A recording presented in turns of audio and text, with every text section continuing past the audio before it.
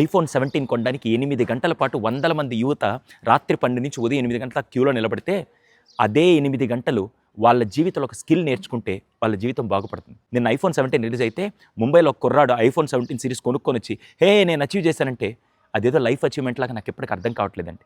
సంపాదించడం చేతకాని వాడికి ఖర్చు పెట్టే అర్హత ఉండదు. నిజంగా వాళ్ళ డబ్బులతో కొన్నారంటే మాత్రం రియల్లీ గ్రేట్.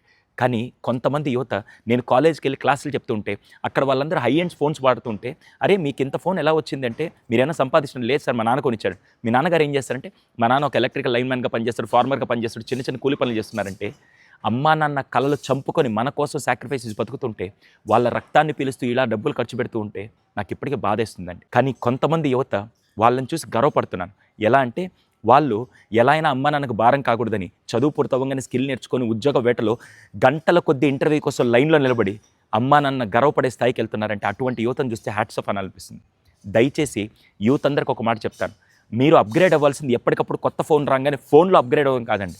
నీ క్యారెక్టర్లో అప్గ్రేడ్ అవ్వాలి, నీ స్కిల్లో అప్గ్రేడ్ అవ్వాలి, నీ కాన్ఫిడెన్స్లో అప్గ్రేడ్ అవ్వాలి. ఎందుకంటే ఫోన్స్ పాతవైపోతాయి, నీ స్కిల్ నీ క్యారెక్టర్ మాత్రం కాదండి. ఒకటి మాత్రం గుర్తుపెట్టుకోండి, అమ్మా నాన్న సాక్రిఫైస్ని, అమ్మా నాన్న హార్డ్ వర్క్ని గుర్తించిన ఏ కొడుకు కూతురు కూడా ఓడిపోయినట్టు ఇప్పటిదాకా చరిత్ర ఎక్కడ లేదండి. అటువంటి పిల్లలుగా మీరు ఎదగాలని మనస్ఫూర్తిగా కోరుకుంటూ దీని మీద మీ ఒపీనియన్ ఏంటో కింద కామెంట్ సెక్షన్లో తెలియజేయండి.